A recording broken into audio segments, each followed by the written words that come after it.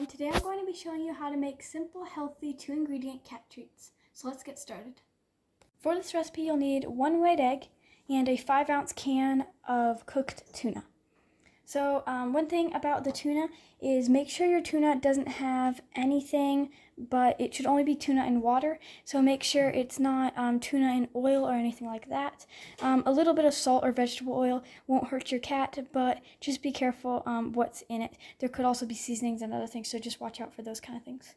So for the things you'll need to make this recipe, you'll need a food processor, and you can just use any one you have at home. This one's a little old, but it still works fine. You'll also need a spoon.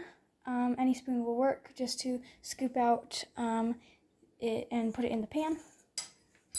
And you'll also need a pan, preferably a 9-inch round. Works well, but I'm assuming you could probably use other sizes. You might just have to bake it long depending on the thickness of the cat treats. You're going to also need a can opener to open the tuna can. I kind of forgot to mention that, but you will need something to open your tuna can.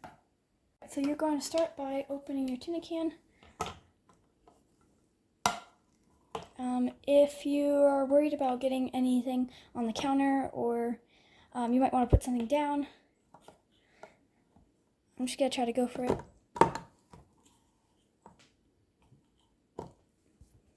I'm going to start by opening the tuna can. If you're worried about your counter getting dirty, you might want to put something below the tuna can, because I've noticed they've let out a lot of juice when you're doing them. I'm just going to get a better hold on this. Yeah, these 2-ingredient treats are super duper easy to make. I've made them lots of times and my cat loves them. If your cat doesn't like tuna, you could try some other kind of fish, like maybe salmon or cod, something like that. I don't exactly know what they have available in the stores, but I do know there's a lot of other options.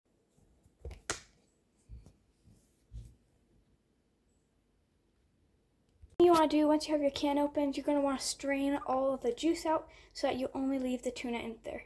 So go ahead and strain all the juices out of here. I'm just going to take the top off, and you can see it's got a lot of water and vegetable juice in there, or whatever else is in there.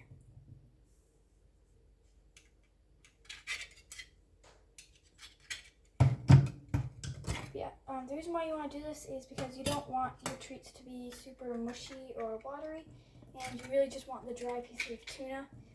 You don't really want all this water in it, because it'll definitely just make the treats very doughy, and I find it's harder to feed them if they're that way. So I guess you could leave the juices in if you really wanted to, but I find it's much easier just to get them all out. The next thing you're going to do is open your blender and put all your tuna in.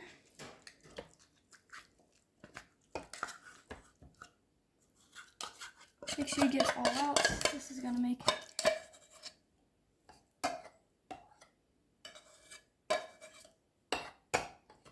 So once you have it all out, you can add in, I'm going to go ahead and add in the egg next. I'm going to go ahead and add in the egg.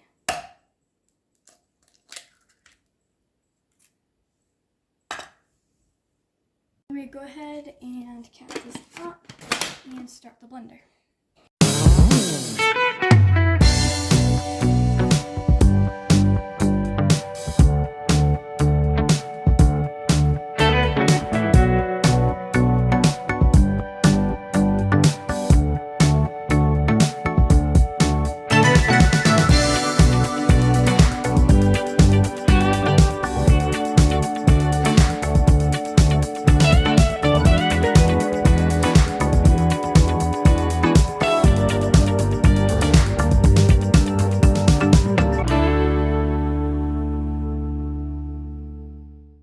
Okay, so I'm just going to take a peek at it to see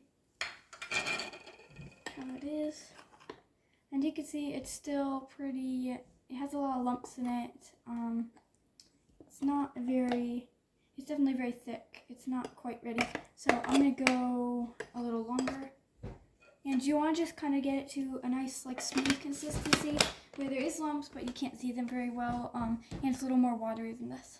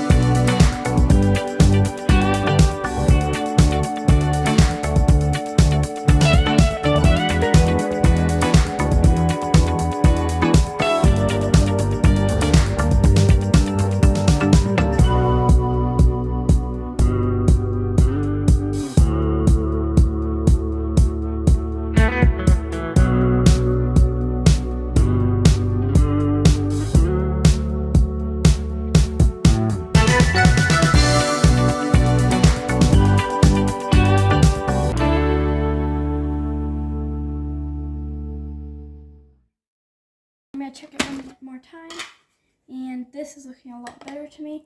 You can see there's still lumps in it, but it's a lot thinner and waterier, and it looks more like, it doesn't quite look like a dough anymore. It looks more like cake batter or something like that. So I think I'm going to leave it like this. You could go more if you wanted to, or if your food processor was better, you could probably get this completely ground down, which would be nice too. But my food processor isn't the strongest one, so I don't think I'm going to get it that far. But yeah, you could definitely do whatever consistency you like. I found this consistency works best for me, but you could try others. I haven't really given them a try, but you could definitely give them a go.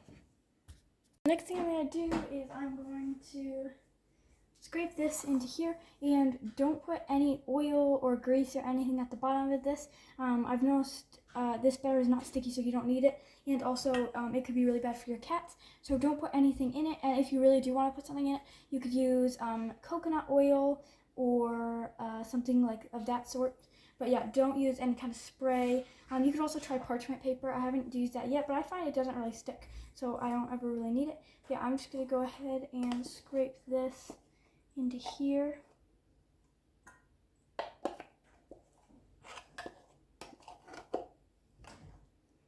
And this just makes like a really nice little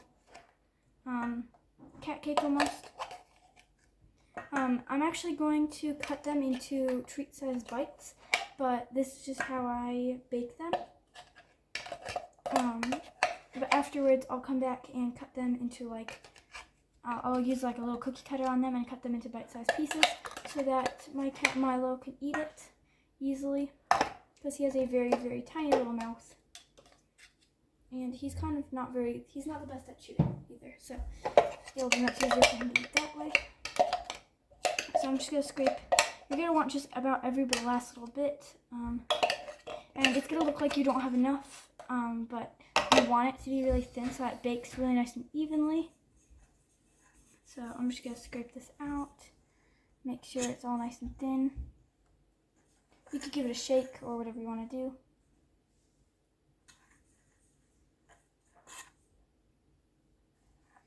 And there we go. Looks pretty good, so I'm gonna put it in the oven now. Actually forgot to preheat my oven, so I'm just gonna go ahead and do that now. You're gonna want to set yours to 350 degrees. That's what it bakes at, and you're going to want to put your cake in for 10 minutes. So 350 degrees for 10 minutes. I'll also link the recipe in the description box below, so if you want it, you can just go get it down there. So what you can do actually is before you bake it, you can put something like catnip or your cat's favorite treat and sprinkle it on before you bake it. Depending on what you put on, you might want to put on after or before. So I'm going to go ahead and sprinkle on a little catnip. My cat really likes catnip, and it's actually safe for them to eat. So I'm going to go ahead and just do a little sprinkle of catnip, because that will make it extra tasty. And this should bake up real nicely, and it should just kind of embed itself. And just make sure if you are doing catnip, don't put too much. You don't want to make your cat sick. Catnip is okay in small quantities, so just be careful about how much you put. I think that should be enough. I'm just going to shake this and press it down a little bit. And yeah, you could also use, I don't know, cat treats, cat food, kibble, whatever you want on there. Just make sure it's cat safe. so Milo's here, and I thought I'd give him a taste of the batter. So let's see if he would like it. Here, Milo. Come on over, little guy. I think it's a yes. And if you're worried about your cat getting a bit of the batter, it's fine. Raw egg is fine for them. They can process it much better than we can, so you do not have to be worried. But Milo really, really likes to lick the spoon. And you can see he just loves these treats. He can't wait. I haven't made them for him in a long time, so I think he's very excited to get some very tasty cat treats. Just beeped, so I'm going to go ahead and pop this in.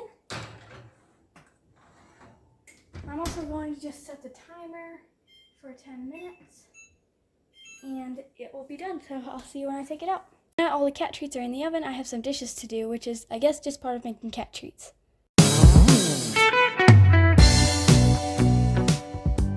Just finished the dishes, and we still have about 4 minutes on the cookies, so I guess we just have to wait now.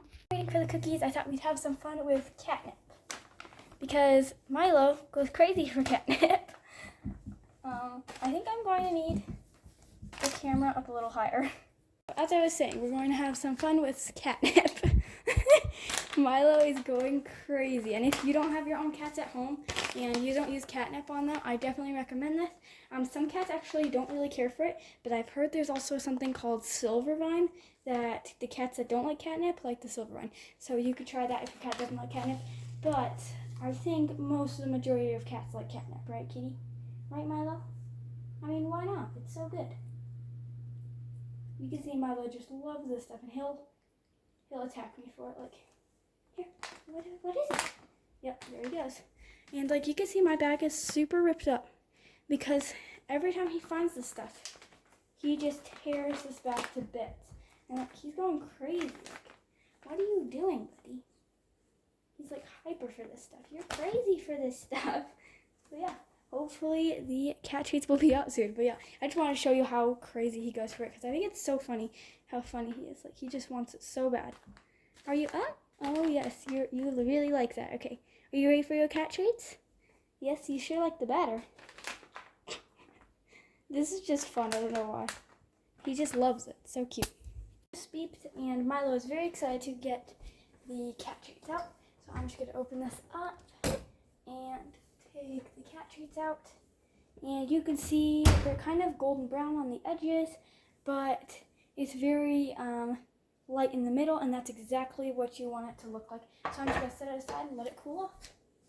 To cut out the bite-sized cat treats, you're going to want some kind of cookie cutter. I'm actually just going to use this metal piping tip, but I'm just going to use this larger side, and this is what I always use. I don't really actually have a cookie cutter for cat-sized cookie cutter, so I just prefer to use this. You could also probably use like a bottle cap, and maybe like a straw, something like that, to get smaller ones. I kind of wish I had a smaller cookie cutter or something to use, but I don't really, so I just use this size. It works fine for me. Sometimes I just have to crack the cookie in half so I can give it to Milo. One more thing you'll need that I forgot to mention is just some kind of Tupperware, so that you can put them away and put them in the fridge so that they don't go bad. My cake just finished cooling, so you can see I already cut out one. But I'm just going to go ahead and show you how I do it. So you might just want to get as close as you can to the other one so that you don't waste it. Push it in, roll it around a bit. Uh-oh, Milo's here. Milo, get down. He just loves these treats, and he gets so frisky when I'm making them. I should probably just lock him up, but I kind of feel bad doing that. So then you're just going to take a toothpick and kind of push it out, and you can put it right in your Tupperware. In my case, I think I'm just going to stick it right in my cat's mouth because he keeps bothering me, so I'm just going to get a little piece. And here you go, Milo. Oh, you can have this little piece. Here, kitty. You can have this little piece. Good boy. Okay. Maybe he'll leave us alone now. He probably won't. He'll probably just want more. But yeah, that's really how you do it, and there's really not too much to getting them out. Sometimes the corner ones can be a little hard, but you can really just find a way to do it really nice and easily. So it's just a matter of keeping your cat back, because Milo is desperate to eat this. He's never actually been this frisky, and I really thought he was just going to walk away. But yeah, he's very excited about these today. Maybe because they have catnip in them. Get down. But yeah. So that's really all you have to do. And I'm just going to go ahead and get the rest of these out. Get down, kitty.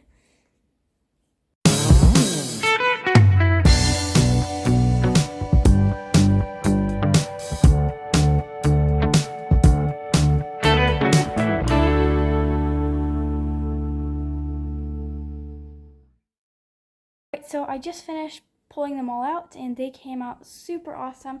You can see I have a lot of extra little pieces. If you don't want to waste these, you can of course give them to your cat. I just like the nice neat look of the circles. But yeah, you could definitely feed these off first. So to store these cat treats correctly, you're going to want to keep them in the fridge. Just put them in the Tupperware and keep them in the fridge. And you can keep them from about 8 to 10 days. Don't keep them too long because sometimes they can mold very quickly and easily. So keep an eye on them and make sure you don't leave them in there for too long. So it's time for the taste test. If these treats are really good enough for Milo.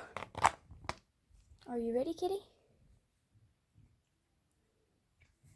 And he took the bait. I think it's gone. What did you think of it, Milo? Was that a good treat? Do you want another? So if you guys want to know how many you can feed your cat a day, I say about 4 to 6 cookies. Do be careful with these cookies because they go bad very, very quickly. So I wouldn't keep them for more than about 10 days. I have had them go bad on me. Luckily, I found out before I fed the Milo any, but it is possible that they can go bad, so just be very careful about keeping them too long and try to store them properly so that they don't mold on you or anything like that. But we're going to give Milo his last one, and that is enough for you, my little kitty. Overall, I think these came out really good. If you're looking for an easy, fast, 2-ingredient, healthy cat treat, these are definitely for you. I'm super glad I could finally share this recipe. It is actually my own, so you won't find it anywhere else unless someone took my idea or something like that.